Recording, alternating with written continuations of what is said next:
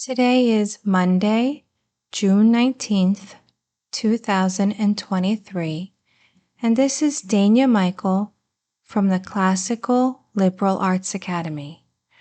Today I wanted to talk to you a bit about managing toddlers during the school day.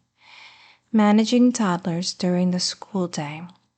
I wanted to give you a few principles that you can use daily in your routine and planning a schedule to help you bring order to your day and peace to your school day with all of your children.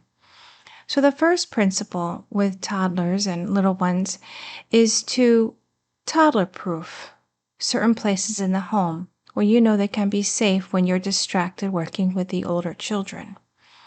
So set up safe places for your toddler. Now some suggestions. A playpen that you know is safe, the toddler usually cannot get out of. A bedroom, a child's bedroom, with a gate so the child can't climb out. Possibly this could also be a homemade half door.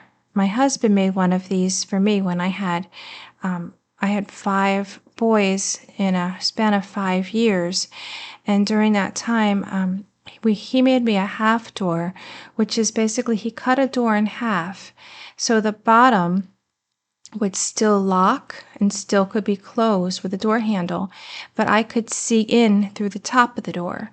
So you could have it so you can actually have the top just gone. He just cuts that off for you and that's gone.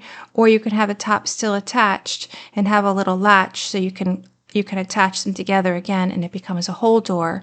Or you can have the top part swing out so that you can see in there, but they can't climb out. It's very much more likely that they wouldn't climb out of a half door than over a gate. And then also a high chair with a 5-point harness system where you can be sure that they're locked in and they can't get out. A stroller with a 5-point harness system, and then a crib that they can't get out of. So make several places that you know are safe for your toddler when you're distracted, because you know when you have school with the older children or you're nursing the baby, you're going to be distracted. So these need to be safe places that you can put your toddler for a while and know that that everything's secure. There's nothing they're going to put in their mouths, nothing they're going to climb on and fall off of. Not a bunk bed in the room. You don't want the room to be a room with a bunk bed where they climb up the ladder and then fall off the top bunk. So it has to be very carefully planned and thought about. Really pretty empty room. Maybe there's a mattress on the floor and just very, very simple stuff. You don't want to be a place where they can get into trouble. Okay, so first one, set up safe places in your home that you prepare for the toddler to be while you will be distracted with the other children. Okay.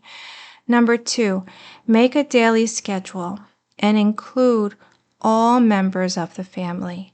Now, sometimes we tend to make daily schedules and just think about what dad's doing, what mom's doing, what the big kids are doing, and we don't include the toddlers and the babies in this. And this is really, that causes the problem right there, because you have this wonderful day planned for mom and dad and all the big kids, but the toddler and the babies are the ones that actually you have no plan for them, so they wind up bringing the whole schedule down. So what I used to do was I would make a schedule, a chart schedule, and I would have different columns, a column for dad, a column for mom, a column for each child based upon their age, including the toddlers and including the babies. So in this, I would be able to, I usually plan it out every half an hour. And then I can see visually what the whole family is doing at different times and make sure it actually works together. So I would plan the children's school day, what subjects are going to be studying at each time, and then during that time, what the toddler will be doing, or toddlers, and what the baby's going to be doing, and make sure it all works together. I'm going to actually post a link to a sample planner like this in the comments section so you can see what I actually did, and you can even make a copy of it if you want to and rework it to make it your own. So the second point is make a daily schedule including all members of the family, including the toddlers and including the baby, and then kind of role play it and work through it in your mind and make sure all these things really go together. When you have to teach that math lesson to the 7-year-old, what is the toddler going to be doing at that time? So you got to plan this all out in your mind before the day starts. Okay, number 3, make safe occupations for toddlers while the older children are studying or they need your help. Okay, you're going to make safe occupations for the toddlers while the older children are studying and they need your help. Now, this would be things like you're going to have toys. These are toys that are independent play toys. So things that are safe, that there's no little parts, nothing that would fall off and the toddler can choke on. These are things that are safe for the toddler to play with when you're not there. Okay, so we would have, in our family, we had plastic storage tubs, Rubbermaid or Sterilite, those storage tubs, and each one of them would have a different toy. So one time I was able to go on a site and just buy a huge amount of Duplos, those big Lego blocks. It's just a huge amount of them with the animals and the people and all kinds of fun stuff. So I had a huge box, a huge crate of those with a lid. I had another one, we put blocks and cars together, like regular old wooden blocks, different colors, and then matchbox cars. So things like that, things like you can know, like the children are not going to get hurt on these. And make sure they have a lid and they can be stored.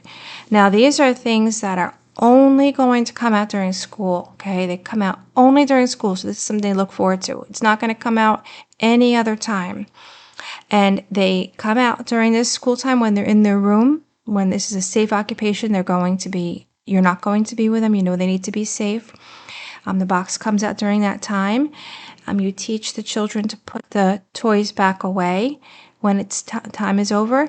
And then this gets put away and only comes out during school time, okay? So we used to call this room time. So they would have room time where they'd be in their room, or it could be another safe room that I had set aside, preferably downstairs or in the same place that you're going to be, same floor as you're going to be teaching the children on. I really wouldn't want to be downstairs and have the toddler upstairs. I'd like it to be on the same floor so you can be in earshot all the time, or have a monitor on, whether you can video or audio monitor, you can always see the child, something like that.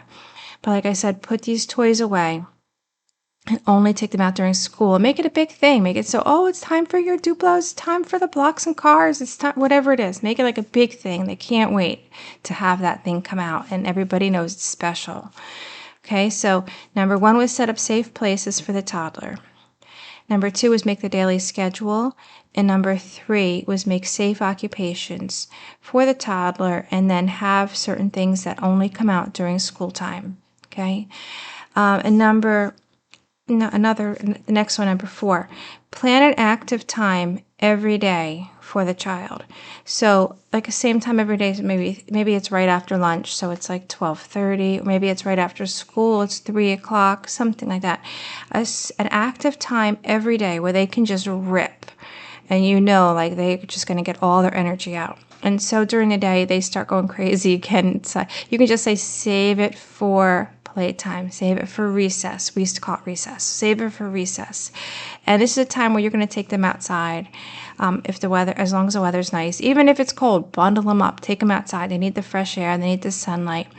Even if it's raining, there's times when you can figure something out. A playground outside at your house would be great.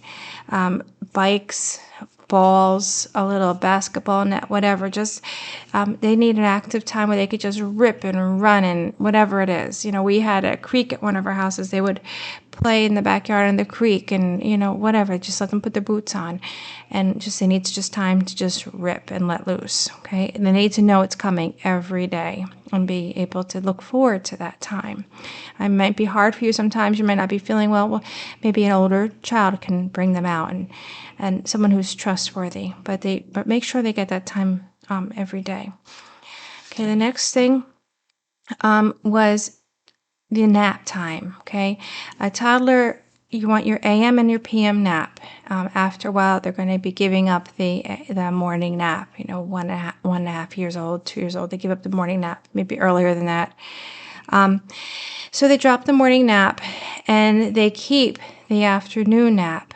Now, I kept this afternoon nap going until they were 5, 6 years old. They may get to a time where they don't sleep anymore, but I just called it quiet rest time because I needed that time. That would be the time where I would say, whatever hardest subject I had with my little older kids, I would use that time for them. So maybe it was like I needed some more time to do arithmetic usually with my older kids. So that 5 or 6 year old, they're going to go down in a room, make it cool, make it dark, and they can look at books. But whatever that time is, that hour, hour and a half, they have to be quiet during that time. They have to be, for the whole family's sake, they have to take a nap. And there's just no ifs, ands, or buts. You have to keep them taking naps. So I mean, I remember being in kindergarten or in school going full time and still taking my afternoon nap. So that was 5, 6 years old. So keep them having that quiet rest time until they're like 5, 6 years old. Insist on it. That's it. Mom says. So it's really important. So you might have, depending upon your kid, you might have 3 going down for nap, and then you have the 7-year-old up that you can work with. Or it might be a time where you have all children that age and you get to rest because you're pregnant with number 5. So just relax. That time is important for you. You keep the nap time until they get, you may have your 7-year-old still, you say, you're gonna rest during this time, read a book. I need this time to work with the 9-year-old. So keep that AM, PM nap time. Table time. This is another thing I did. So while the other children were working, maybe the other children were working on handwriting or something at the table, I would have a table time. So this is when I would use the 5-point harness high chair, keep the toddler in the high chair, and I would have things at the table they worked on. This worked really well after breakfast. So in the morning, after you have the children eat, clear the table, and maybe you're washing the dishes, and maybe you're putting dinner in a crock pot or something. Have the little ones do their table time. So this can be puzzles, the wooden puzzles with little pieces. They were great. I had a stack of them in a little container where they just slid in and out in this little box. Wooden puzzles and make them put them away. They take them out, they play with them, and make them put them away themselves. You have to teach them to be responsible to clean up their toys, clean up their puzzles, whatever it is. They have to clean this up, okay? They can't make a big mess and then you be responsible. It's not how it works. They have to clean it up. So the other things there's a lot of educational table toys, a lot of different kinds of manipulatives and things you can use for little guys. For a while there, my husband and I worked at our school, at our church preschool. We started preschool with our church, and we just found all these different types of sets of table toys, little puzzles, they had like little cards of a picture, and then you had to find the different types of pieces that would make up that picture. They were a lot of fun. This is kind of like self-correcting things. So you're looking for things where you're not going to be sitting there like telling them what to do. These are things where it's obvious. This is a puzzle where this piece can only go in that one spot, So it's kind of like a table toy that can be like self-correcting, where they can like work on it and they really can see it themselves how it goes. And they become familiar with them. So these would be like the same, you would take them out each day, and you use different ones each day, but they'd become familiar with it and be able to do them themselves after a while. This can also be a coloring book, time when they get to color. It can be a time for drawing. We had our children draw a lot, and so one of the things I would do is they can listen to a story and draw a picture. So this is table time. This is really good for right after breakfast, good for after a meal, when you have to do dishes, when you have to do meal prep. Maybe you're giving the baby a bath in the kitchen sink, something like that. But you need the child just sitting in the high chair at the table. So this is table time. And those activities, they only come out during table time and put them away. So this is another special time for a certain type of puzzles and toys and drawing and coloring, okay? And the next thing I wanted to mention is school time. Little guys, I start school with the kids as soon as they can talk. As soon as they're able to talk, I would teach them basics. Okay, so the kids, you have to teach them from the very beginning to be quiet, to follow instructions, to sit still, to be part of the family. They are not the focus of the family. They were born into a family already established. You and your husband have already established a family. You have a culture in your family. You have ideals that you are working toward. This child has been born into the family, and they need to become one of the family, a part of the family, and not the focus of the family, but be part of the family, okay? So you are working on teaching this child to be quiet, to follow your instructions, to follow Dad's instructions, to sit still, okay? So all these different times of the day are teaching them these lessons. Okay, you can have school time with them from the youngest ages. I'm talking 1-year-old. You can teach them the alphabet. You can teach them what are the vowels, what are the consonants. Have them learn the sounds of the letters. We have in CLAA, we have the petty school courses. So these are courses my husband made many years ago. Petty school reading, they have videos they can watch. They're going to learn the sounds of the letters, and they're real fun videos with pictures, and the kids usually love them. They can watch the videos for petty school reading, and you can teach them the memory work, have them memorize one word at a time through the memory work. Petty school arithmetic teaches them to count. Petty school writing teaches them handwriting and its handwriting pages. You can print out handwriting sheets and have them work on handwriting. I mean, they can be 2 years old. You're going to be surprised there's some, almost all of our children, when I would give them a pencil from the age of 2, could hold it right. I think I only had 1 or 2 who couldn't hold a pencil right from the beginning, and they could just write. So I'm just saying that you can teach these little guys to sit still and to learn to concentrate and copy letters from the time they're very little. It may be crazy. It may look crazy off, but that's okay. You're trying to teach them to sit and focus and to become a student, even just training them basic little by little. So they can work on the petty school courses. They can work on handwriting. Bible. They can sit. Well, either you're reading the Bible to other kids, or if this is your first child, you're reading the Bible to them. Read the Bible. Let them hear Bible stories. Let them hear the stories of creation. Let them hear the story of Adam and Eve in the garden, being tempted by the serpent. Let them hear of God being sent out of the garden as a punishment for disobedience. Let them hear about Noah and how all the world was flooded because of their disobedience. Let them see they have to obey. Throughout the foundation of the world, there have been rules that God has made, and they are either obeyed or disobeyed. If they're obeyed, the people are blessed and things are happy. And if they're disobeyed, the people are cursed. Okay? Teach this from the youngest age. You can memorize. The other thing is to do the sign of the cross. Teach them the sign of the cross. They can learn the sign of the cross from, 1-year-old can do in the name of the Father, in the name of the Son, and of the Holy Spirit. Amen. Teach them how to do the sign of the cross. Teach them how to give thanks for their food. Bless us, O Lord, and these thy gifts, which we are about to receive from thy bounty, through Christ our Lord. Amen. Teach them that. They can learn the blessing before meals. They can also learn the Lord's Prayer. Little by little, teach them the Lord's Prayer. You can teach them catechism questions. Who made you? God made me. Why did God make me? God made me to know him, to love him, and to serve him in this world, and to be happy with him forever in the next.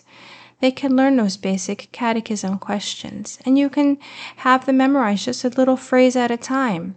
And you can even award them maybe with a little...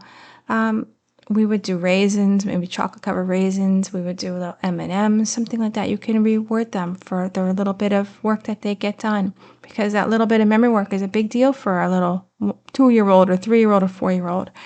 So reward them, make it happy for them. School time can also be Aesop's Fables. You can hear, either if you're working with the older children, or if they're your first, let them hear the stories of Aesop's Fables. They can also sit and draw pictures of the fable. So if you're talking about the 2 frogs, they can try to draw little pictures of the frogs and the well and jumping around. And so teach them teach them. As you're working with the other kids, let them hear, let them listen, let them get started.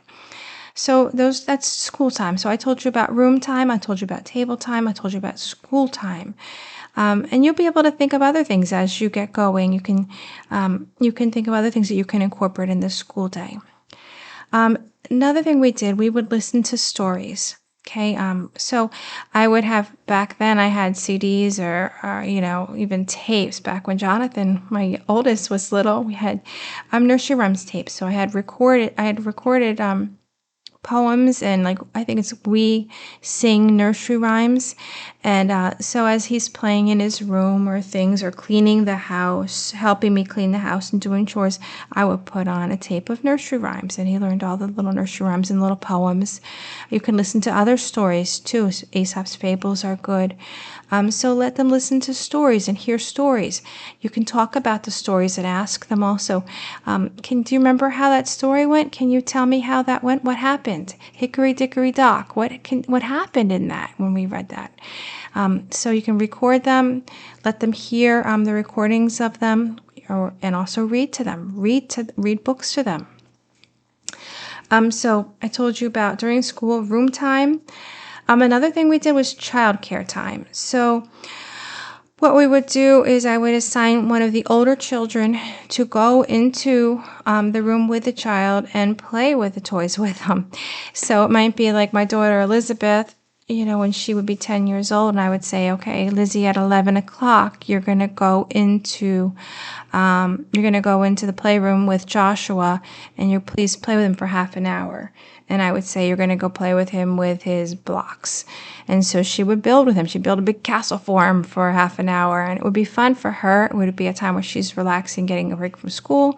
But she's giving him some fun time, and she's giving me a break to work with some of the other children. So we call that childcare time, and I would assign it. So it was part of the schedule. I would assign a certain child a certain time to go play with another certain child or a group of little kids in the room at that time with a certain activity. So they enjoy it. And most of the times the older ones are good. Sometimes you might find mix that doesn't work. This child cannot have childcare time at that time. They just fight. They just get too rambunctious. So you'll have to kind of just play it out and see which child works best with which other child, and what activities are good. So see how that works. Okay, so that was childcare time. The next thing I want to talk about was meal times. These are assigned meal times, okay? So you're going to plan out in your schedule when you're going to eat. And the toddlers should not be eating outside of those times. So you'll have your breakfast time, a morning snack time a lot of times for little ones, lunch, maybe an afternoon snack outside of school, after school, and then dinner. But listen, for outside of those times, even if they're little ones, they should not eat outside of that time. You need to have discipline with them. You can't just let them run around with sippy cups or run around with food. No, it's those certain times, okay? The food is not just comfort. Food is actually meant for a purpose. It's fuel for our body. It's meant to comfort us during that time, but it has medicinal effects. It's meant for our nourishment. It's not just for fun. So don't just give them food just to give them something to do or get them out of your hair.